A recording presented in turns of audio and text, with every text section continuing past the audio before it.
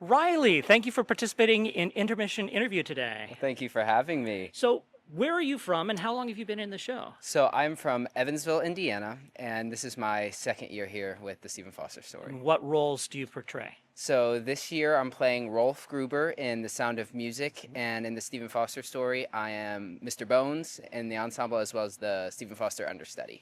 And you actually performed as Stephen Foster for two performances. I This did, and year. it was a lot of fun, a unique experience, something I've never done before as a performer, which is go on for a track that I understudy, and so it was a lot of fun and a great learning experience. And you for were very sure. good at it. Well, thank you so much. What is the one of the big issues in having such a large understudy track?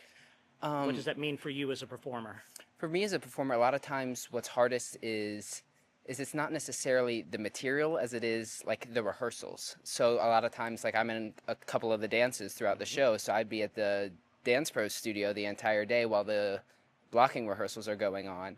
And now it was nice that I was familiar after understudying the track last year as well, and so I know last year too, like just kind of the struggle is getting to the rehearsal and being able to like manage getting all that written down while also writing your own stuff down. So a lot of times I'd be on stage while we were running through a scene with my iPad and while doing my own track, also trying to observe the track that Seth was following as Steven. Well, everyone agrees and has for years that understudy Stephen is the hardest job on the property because you have not only the Stephen Foster track to learn, but your own track as well. What is your favorite part of The Sound of Music? I really, it's just, this is gonna sound so corny, the music.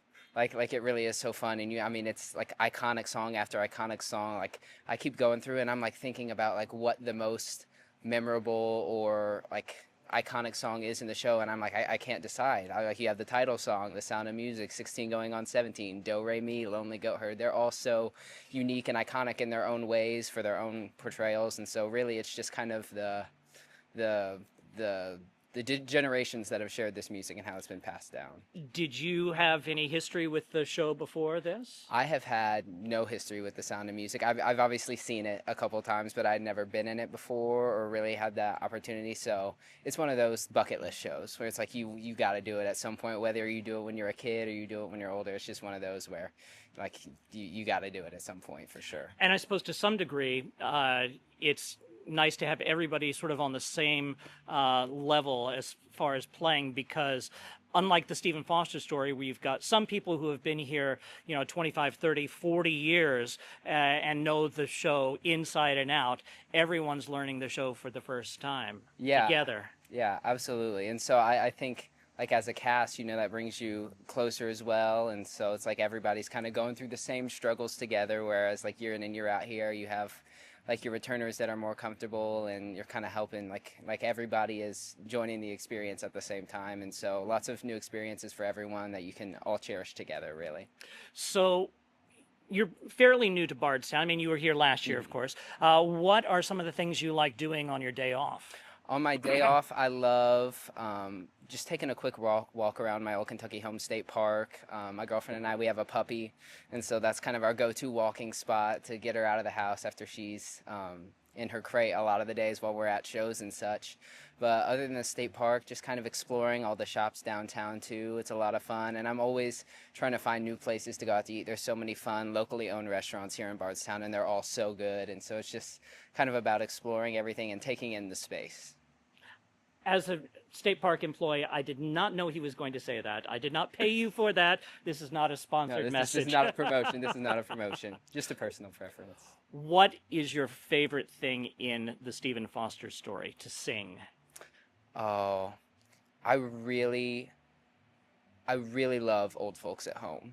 And not only just to sing, but for the moment that it provides within the show. I think it's like the biggest moment of like pure unity in the show, and I think it's one that the audience loves as well. I feel like it's the biggest ovation night in and night out, and just for what it means for the story and the music and the people, it always makes me emotional. It's a very touching song for sure.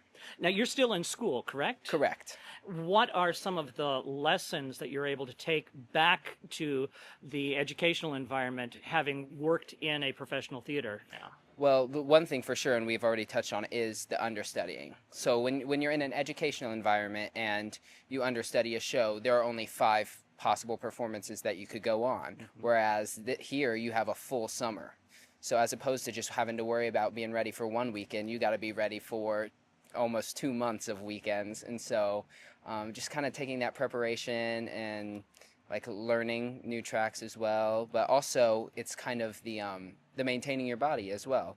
So doing a show, like we'll have 5 show weeks even, which is not an 8 show week on Broadway, but it's about as close as you can get without being on Broadway.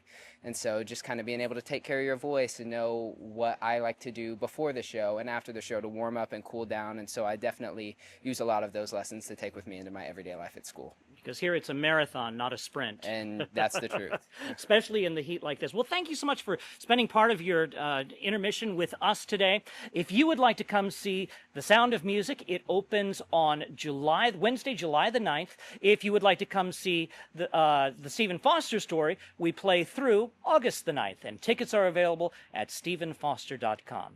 Thank you so much, and have a great day.